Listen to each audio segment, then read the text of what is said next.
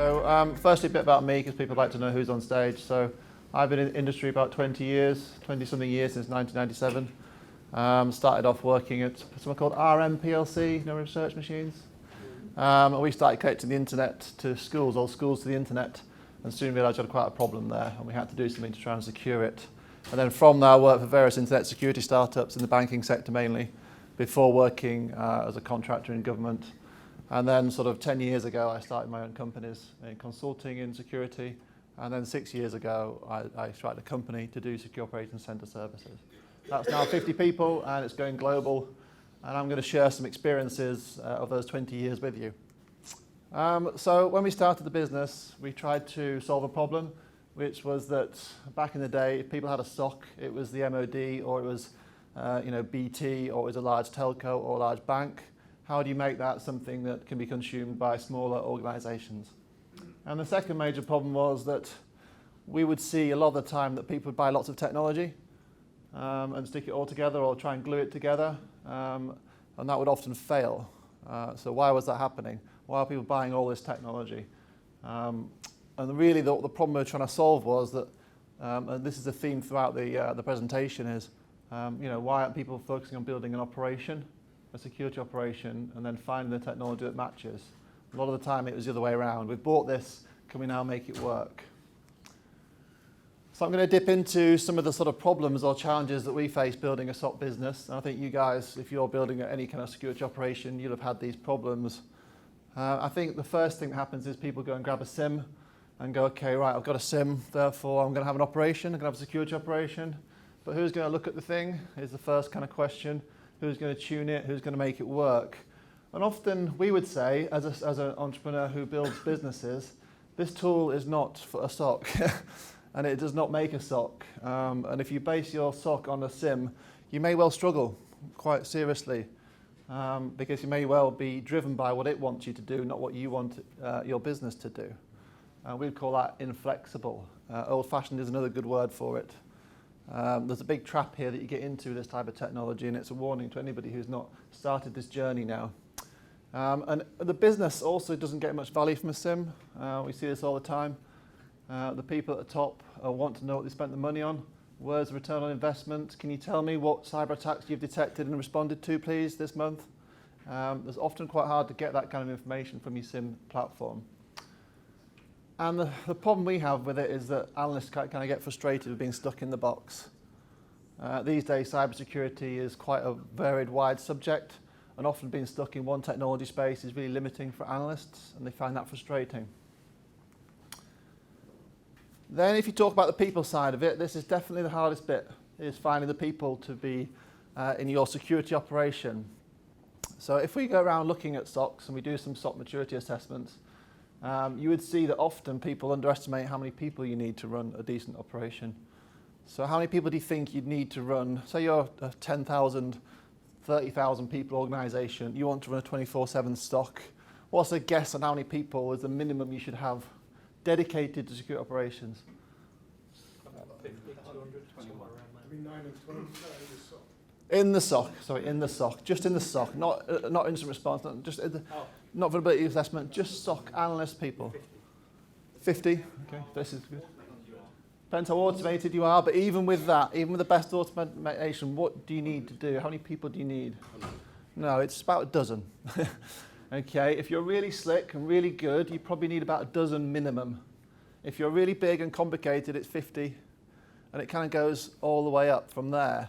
And you can't really get away with less, and there's lots. I'm going to talk about automation as well, so I'm going to try and cover that. But I think the big mistake is that you're going to need a lot of people, and also I see a lot of non-dedicated staff in Security Operations Center. Yeah, they're kind of doing 3 hours a day of SOC, if you look at what they're actually doing. And that's quite a limitation because you're not getting what you need from them. This is a shift job, so we have 12-hour shifts dedicated as an analyst. That's all they're doing. And no HR stuff, no one-to-ones, You've really got to find a way of fitting that in. And also the thing that people do often is have this kind of silo mentality with the security team, the operations team, and hide them away and say, oh, well, it's kind of like quite cliquey in many ways. It doesn't interact very well with the rest of the business. And again, that's a real mistake. You kind of want people who understand what the business is doing in this SOC and aren't dislocated from it. because being aware of how the business is functioning is key for an analyst. And if they dislocate themselves from everybody else, then they're not going to be very effective. And they need to understand why people do and behave the ways they do. I'm not sure if anyone's doing the talk today, but there's a great The Good, the Bad and the Ugly presentation, which talks about people and why they do bad things in cyber. Where you've got people who just do things by accident, people who do things on purpose because they're being bad. And it's really useful that SoC analysts have a clue about actually the people at the end of it and their users. And then the hardest thing to do is recruit these people. That's really difficult trick to learn. If you're trying to build a security operation, trying to recruit people is a nightmare. And there is a real problem with that. And you need to learn lots of tricks. I'm going to try and give you some tricks on how we've achieved that today. But also the time it takes to build an operation is a long time. So we've got a major customer in government who is looking at a 5-year program. And I guess that's one of the key things I see all the time, is that a lot of people go, we're going to build a security operation, we're going to build a pet monitoring solution, and they'll give it a 3-month budget, 3-month project with a project team and a project manager, and then they'll stop. Oh, it's been delivered. And actually you never get security operations finally delivered. It's a constant thing that constantly happens, and it will go on forever. This is people, process and technology discussion really. And I guess why I want to bring up process is it's often the last thing that people try to do. But I'm saying it shouldn't be. It should be the first thing you try and do. So we did some stuff recently with AMAR in Dubai at a CISO event, and we sort of started at the back end. We said, okay, well, let's try and plan how we would respond to an incident, and then let's try and work out where we get to from that point on. A lot of the time with this, people sort of start with the technology and go, we've got this technology, now how do we develop everything else? What I'm saying to you is that, if you want to build processes, you can build them now without any technology, and you can start to whiteboard these things and develop these thought processes and decide what it is that's important to you and what you want to do about it. And if you think about incident response, that's a good place to start.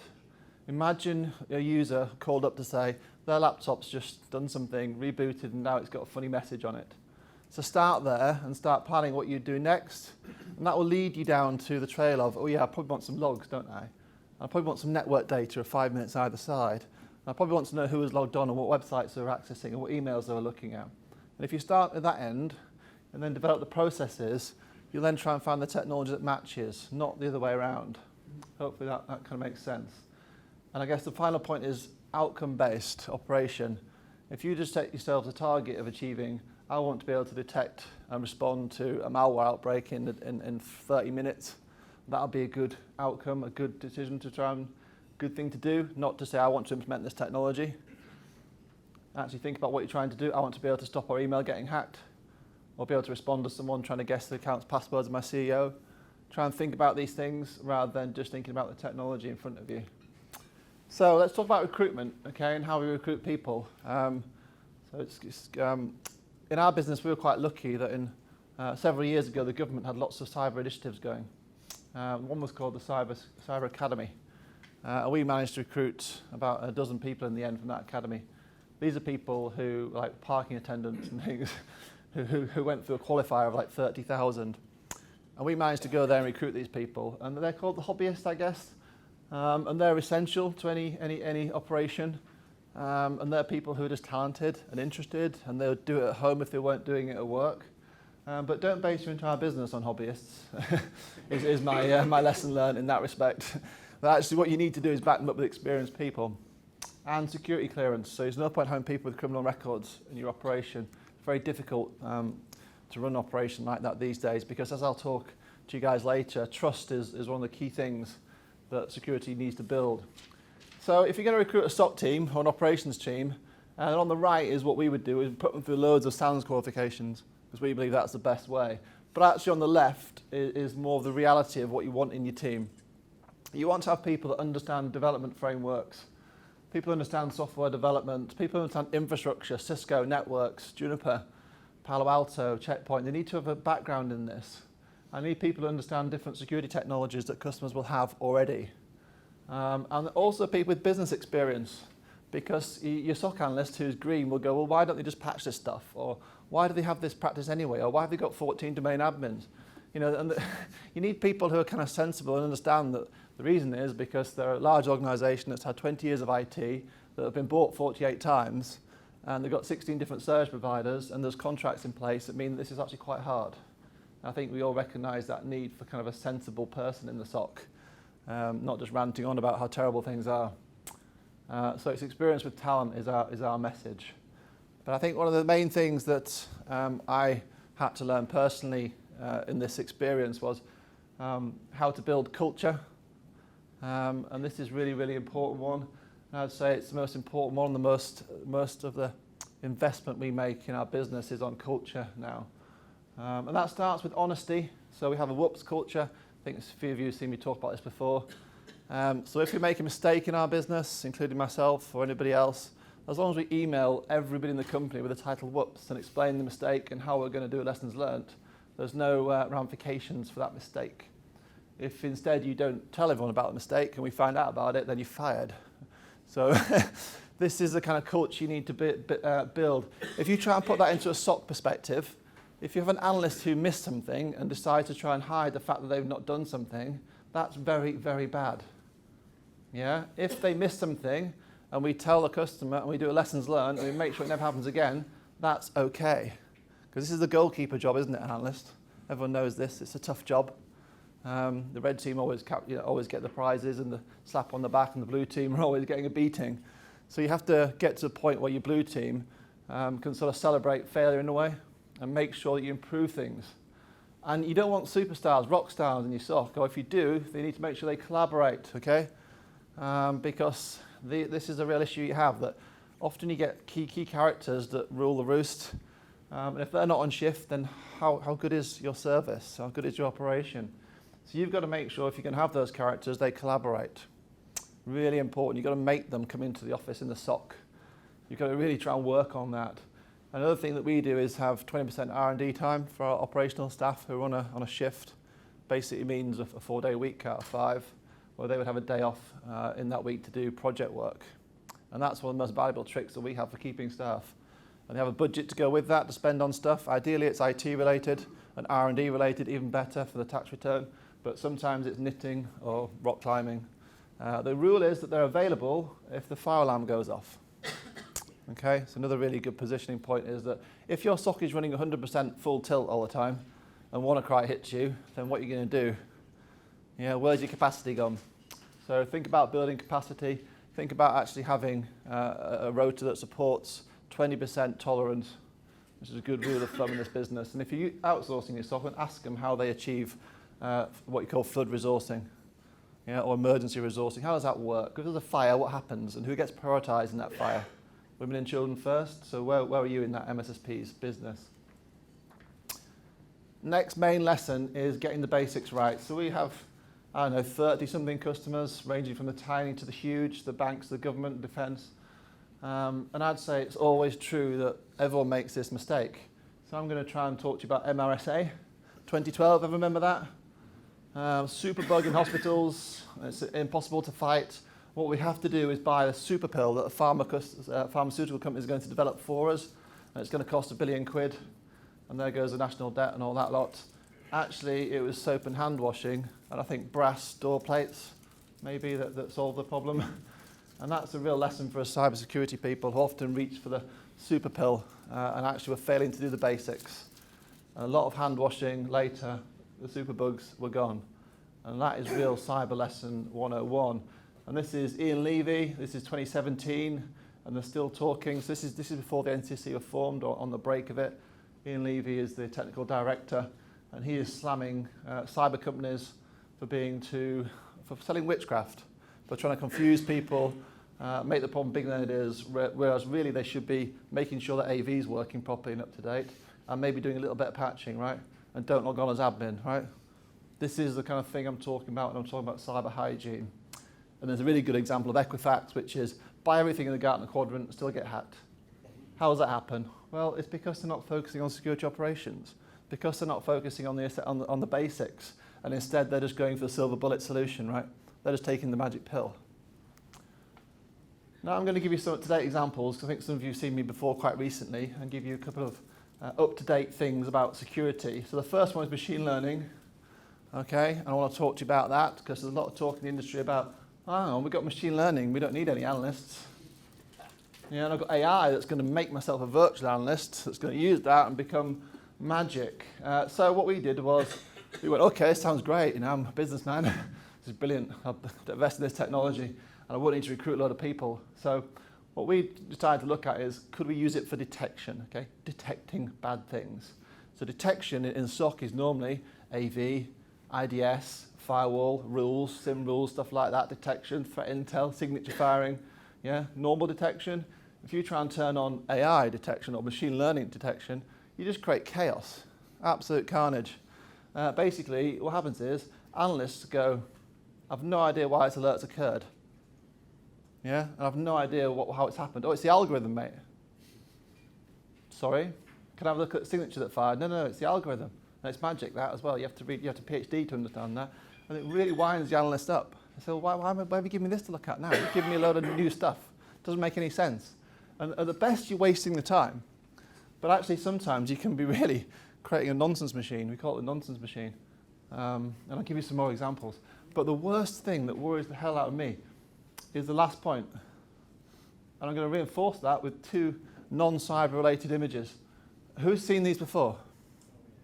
Right, okay, one on the left is about conning a survey. So this is an entry system that basically says it recognizes your face and lets you in, biometric style thing, yeah? Well, these researchers managed to convince the technology doing that if you wore those glasses, it would let you in. That was it, yeah? 100% reliability in most cases, down to 40% in other cases. On the right then is image detection that's supposed to recognize human beings, okay? If it's working, it circles a person in pink, okay? The person on the right was not recognized as a human being because they have a sticker on their tummy of human beings. If you swap this sticker and give it to this person, the technology thinks that the person on the left is no longer a human. Why is that happening? Anyone know why that happens? What is the fundamental problem here that causes this type of problem? It's pattern recognition? Indeed. And how do you trick pattern recognition? By giving it stuff that's incorrect to learn from. Right? You train algorithms to do things. If you just train them something daft, you get the person to wear the glasses every other week, or you just basically know how the algorithm works because you've got a PhD in it, you know how to trick it too. And we're all using the same algorithms, right? Everyone's using the same stuff in machine learning and AI. It's all the same stuff, and it's easy to muck about with it. And this is a simple example, but imagine basing your whole cyber operation on that. That's insanity. It is though, isn't it? And think if you're on anniversary, you know a little bit about this. You're just going to fake the training data for a few months. You're going to cause their AI detection technology to go nuts. And you're going to destroy them because the SoC are going to be looking at ridiculous things or missing things that are really obvious to a human, but not to AI. However, this is where I'm just going to take you through a few steps of where we have had some success and why it differs. And that's in anomaly detection. And people want to do this, and it's quite hard. For us, a lot of the use cases here, it's just another algorithm to try and find an anomaly. And that kind of works well. But if you're a data scientist, so even our most basic rule set looks a bit like this, okay? So this is creating a rule in our technology, and it's going to use these type of variants and contamination factors and thresholds and training data and test data. So you can see quite a way it's quite confusing. And it's not like you're going to look for this 3-third login stuff or whatever it is you're kind of familiar with. And analysts will get alerts that look like this and say you've got an anomaly to look at and something's happened that's not right according to the technology. And then you'll give them a picture of it or give them another picture of it and say, look, there's an anomaly. Okay, and this is what analysts hate, right? Someone's created some rule to look for some anomaly. They're on shift and they're getting this kind of stuff coming through. When they look at the raw data that's generated the anomaly, they're going, okay, well what's going on here? And they'll do a pivot, and they'll pivot out of that, and there'll be, I don't know, 1 million events for that time period that generated the anomaly. Imagine being an analyst on shift now, sitting there going, well, I've got to do something with this alert. It's really quite frustrating, and I guess this is kind of the needle in the haystack problem, is that all the technology is doing is throwing up more questions. And that's quite frustrating for analysts, because they want to be able to solve things. And if they're trying to solve problems generated by machine learning, it's actually quite difficult to understand where the problem is. And you can give them all sorts of visuals and help the way through it. We've tried all this, but really what the point is, it's kind of like quite a serious waste of time. This kind of view of the world is using it for fraud reasons. So if you get someone who understands fraud and wants to detect anomalous transactions, they can use this. Yeah, but your average stock analyst can't, and that's the point I'm trying to make. So if you're going to go in this space, you probably want to invest in different types of resource to make the most out of it. And giving this stuff to your SoC analyst is probably not what you should be doing. And that's the point I want to make. Okay, so onboarding. The biggest challenge in our business is getting data into the SoC, from customers into the SoC. If you're setting up a security operation, you'd have the same problem. The basic three things you need is asset data and network data and stuff, host logs from devices, and network logs. And all three actually blinking difficult to get hold of. One of the most sort of useless bits of logs for SoCs is firewall logs from something like a Cisco, okay? Because it's just got IP addresses in it. Low fidelity, low quality logs. What we want is URIs, full URI strings, certificates, serial numbers. We want domain names. We want contents of DNS packets. Yeah, we want process execution logs. We don't want crappy logs. And customers, well, they don't kind of think about that. They just think, oh, I'll point some logs at it and the SoC will be working, and it's not the case. And we spend a lot of our time, we've just invested in the whole consultancy arm just to try and get SoC maturity levels up in customers. Because your SoC's only as good as the data that comes into it. This is such a problem for us that we've gone and made technology to try and solve the problem, okay? So we've actually invested in building these, what we call multifunction appliances that go off and recreate logs out of traffic and make assets out of sniffing networks and integrating with things. I don't want to go into detail, but we've had to engineer stuff to make our business work, okay? Because none of our customers ever have those three things right in a period of time that means we can run a service with a service level. And that's the point I'm trying to make. And when it comes down to it, I'll give you some examples here. It's the same slide. So the bottom logs that say sysmon are coming from host devices, and the top lot have all been recreated by using like open source technology and things like that. So what we've done here is we've created DNS traffic using Bro, because we haven't got any DNS logs from their DNS servers. The top one, we've created connection traffic, which is much more valuable to us than firewall logs, because it gives us like bytes in, bytes out, duration, connections. We've recreated all the SSL traffic, so we can look at certificates and serial numbers and things like that. We've recreated all the web traffic, yeah, because we've not got very good proxy logs. I just want to get the point across that when you're building an operation, you've got to think about the quality of your data, okay? As much as the technology that's receiving it, that's one thing, but really it's about getting the quality data into your service. This is some stuff about auto asset harvesting, some stuff we've been doing here. Who's got an up-to-date CMDB? No one, exactly. This is no one. It's an absolute nightmare. The SoC analyst wants to know that it's Rob Demain logged in. I'll show you what they want to know.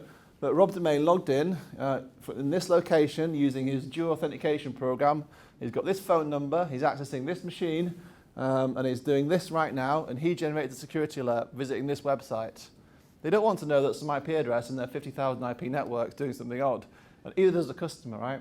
So the point in asset management is being able to say, it was Rob Demain at 11:04, logged in at home, through the mobile VPN, accessing a jump box, doing some weird stuff. Yeah, that's what your business needs to be able to answer. And those are the kind of things you should think about when you're building an operation. How are we going to find this answer quickly? Okay. This is an unfortunate lesson in automation. Many ways you can do SoC automation and security orchestration. I've talked about a couple of things, automatically creating network logs and assets. This is different. This is something that I think does work. And if you're an organization who's building your own security operation in some way or has plans to, then this is what you should be doing, okay? What I'm saying here is that you'll have these rockstar analysts potentially. Maybe you've only got one analyst. You need to dump their knowledge into a computer quickly. Otherwise they'll leave and take all your knowledge out the door. Okay, this is the number one value statement for SoC automation, which is basically to take your best team and make them write some stuff down, yeah, first. How do you triage this alert? When the SoC or the SIM says something, what exact processes do you follow, and what do you do that says it is or isn't a false positive? What exactly do you do in each case? They should document this, maybe in a wiki to begin with, maybe in a Word document, something like that, and then you should look to automate that. Okay, and we've been developing technology for our analysts that means that we'll have them tell the software what to do to the point that would take away the first and second line analyst's responsibility. Why is that good and bad? Well, the problem is we need a load of people anyway, and we don't want them wasting their time looking at alerts over and over again, do we? Because they're going to get bored. So actually, this is in everyone's best interest. And if we have a SoC of, my view of the SoC of the future is that it's a small team using technology to solve problems for them, rather than technology creating loads of problems. Does that make sense? And if you think about that, then what you should be doing is thinking about your processes to detect things, thinking about your processes to respond to things, and then automating those. That's what you should be doing. An example. So this is an alert screen. Red is alert, yeah, okay, for this screen. And something's popped up, and normally an analyst would have to click on that and do some triage themselves. They may look at a wiki to do that, or they may not. They may have the knowledge to do it themselves. The little red thing on the right, little thing is ACR. It means it's automatically being run against logic from the last set of analysts. Okay? So I've kind of told you why we're doing this. But the point is that if you can develop this logic sophisticated enough, then you can take your analysts away from the dross of closing alerts all day and actually have them doing something more valuable. Okay? And I say that's the key lesson learned here. And often these things are things like automating lookups with external tools. They may be parsing bits of data and expecting various logic. But a decent SoC analyst can create these things in a few hours if you work on it. Everyone happy with that concept? Basically, working out your processes and making the computer do a lot of it for you. Threat intelligence is hard. Okay, so that's my lesson learned for you. So who knows about MISP? Okay, write down MISP, Malware Information Sharing Platform. Everyone uses it in the SOC business, governments and certs galore. If you want to build a threat intel program internally, look at the open source solution MISP. It's a good place to start. And this is a quality over quantity thing. Okay, so if your threat intel solution is giving you a million IOCs of 6-month age, then it's not really what you want to be doing. Because you might turn that on and have 1 million alerts a day for Facebook CDNs and all sorts of stuff. This is all about quality, and there's a timeliness and there's a relevance here. And who's seen the pyramid of pain in threat intel, pyramid of pain? Who's familiar with that? If not, write it down, have a look at it. It's really relevant here, and my talk aligns to that if you listen, because I'm going to talk about how to do the hard stuff in a minute. What we found is that you can't just leave threat intel, like IDS signatures, to flow into your SOC business and expect that's going to work. We've had to put humans in the loop here, pretty much all the way through. So we're vetting the threat intel that's coming through. Otherwise, you're doing a similar thing to machine learning, creating loads of noise. And it's really important. It's good to have good threat intel, but it's really bad if it's just generating alerts on stuff that doesn't make any sense. So human in the loop is still required in our book. And I would say to you, if you're going to have a threat intel program, there's 2 outcomes. One is you want to detect something in the threat intel, and one is you actually want to stop it in the first place. People miss this completely. Okay? A SOC should be responding and stopping things. So the point here is that if you have a domain name that's 500 characters long or 48 characters long, that's nonsense. Okay? And on that is lots of malware, and you've checked to make sure your organization has never been to that domain in the last 6 months, why don't you just block it? Shove it in a DNS block list or a block list. Why do you ever need to detect that and risk the SOC? Because they've got to respond to that, right? So think about that logic, okay? There's a confidence score with threat intel. You can say, well, that's not a legitimate website. I can block this stuff. Yeah, think about blocking it and doing everybody a favor, because that'll save your security operation a lot of time and effort. Here's a shot of MISP, by the way, just to put that in. So this is where you've got data come in from feeds. Analysts review the IOCs, which could be file hashes, could be domain names, could be URIs. And then they'll click alertable or blockable, and that will automatically send the intel out. And I guess if you're starting a threat intel program, it's a really good place to start. Threat hunting is hard. So there's a big trend to move from detection to threat hunting. This is hard in many ways, okay? One is it needs structure, okay? You can't go to an analyst, you're on threat hunting shift. All right, what am I looking for? I don't know, you're an analyst. You should know. All right, but I've got 30 customers, and which one do I start with, and what threats are relevant to them? And these are the kind of the questions, and you need to put a structure in it, and it needs time. And you've got to get your SOC in order first. You can't expect analysts who are too busy looking at alerts to do any threat hunting at all. Ain't going to happen, okay? This is something that happens once you've got on top of your BAU alert problem. And then the business problem at the end is how do you show the value, and I'll talk about that last. Who's seen MITRE? Yeah, everyone familiar with MITRE, attack matrix, pyramid of pain stuff here. From an attacker's perspective, if you've got good AV, yeah, and some good threat intel, you're the halfway mark to being difficult to hack. Yeah? If you want to go above that, you're in the TTP world, okay? And that is what MITRE is about, tools, techniques, and processes. If your SoC can detect the tools and techniques used by these chaps, you're a very hard target. Problem with that is it's actually very hard to do for SoC. So this is a MITRE dashboard. What this is saying is that for this particular customer, we could detect, I'll just pick an easy example actually. We could detect the following techniques in green.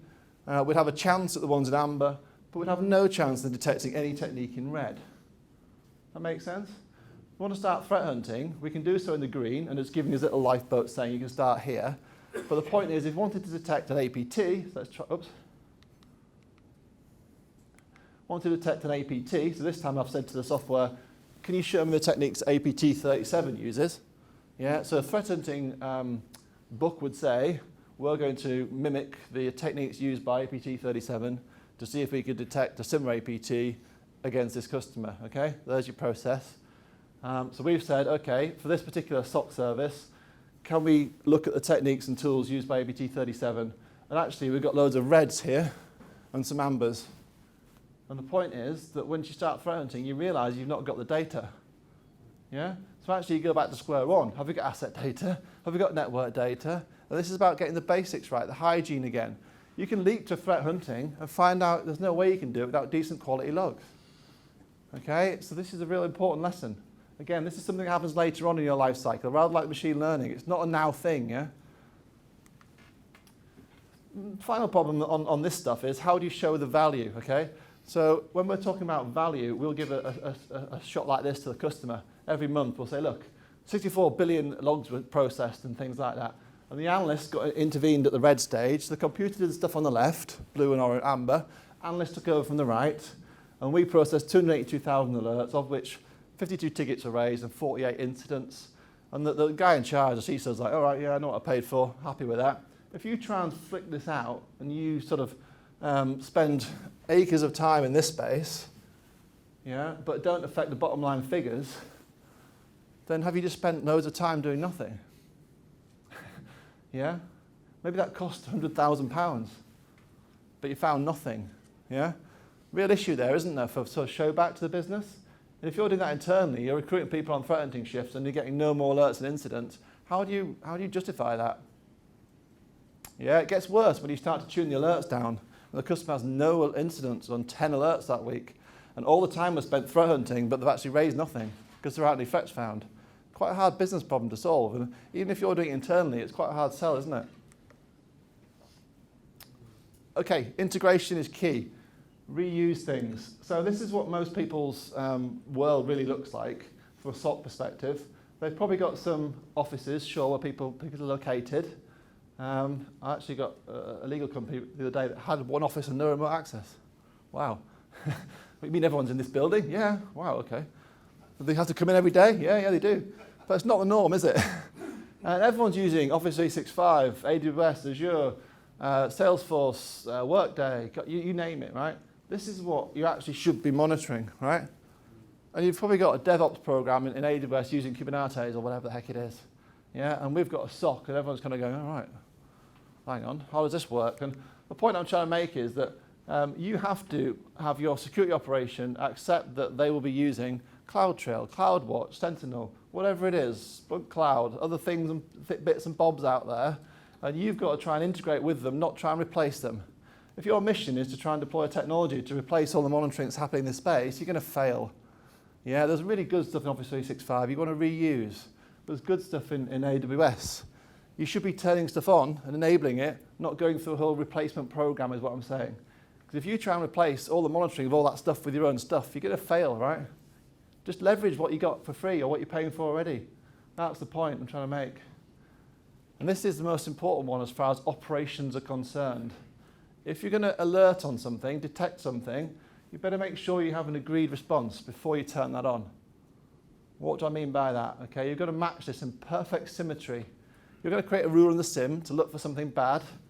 Yeah, that rule must be matched with a response that goes with it.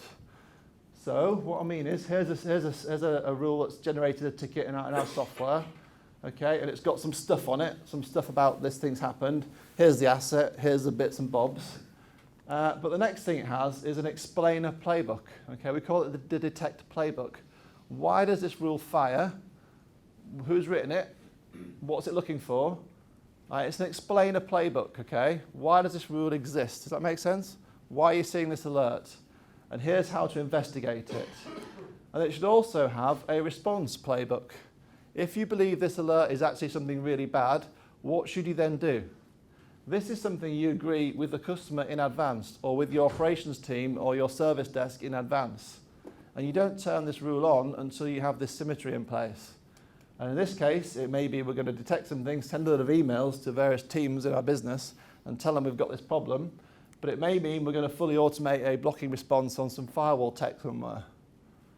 All right, the major point here is that if you start by planning these processes out, yeah, and work back from that, then you go to turn on a detection rule, it should be matched by a process that you've developed. Okay, if you just go and get a sim, you turn on all the correlation rules, you're just going to drown in chaos. And people aren't going to know how to close them. Because analyst is going to go, huh? Who do I contact for this? What do I do about this? I don't know. Well, I can't close it then. And you're just going to end up in complete carnage.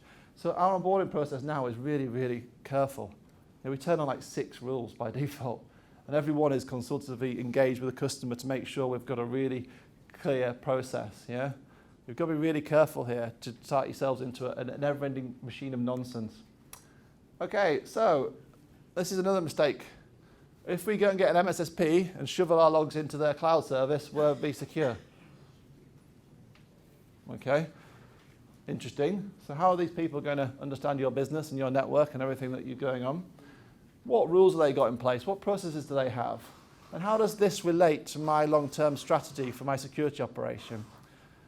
Outsourcing may be the answer for many organizations that don't have the capability, but it's not the only answer.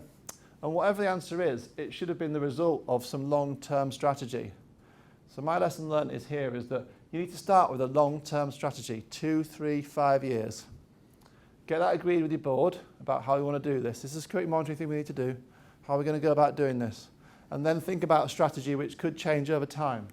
Because these days, you've got many different SoC models, and companies like ours play in this space. You could outsource it to somebody and say, look, you just deal with the whole thing.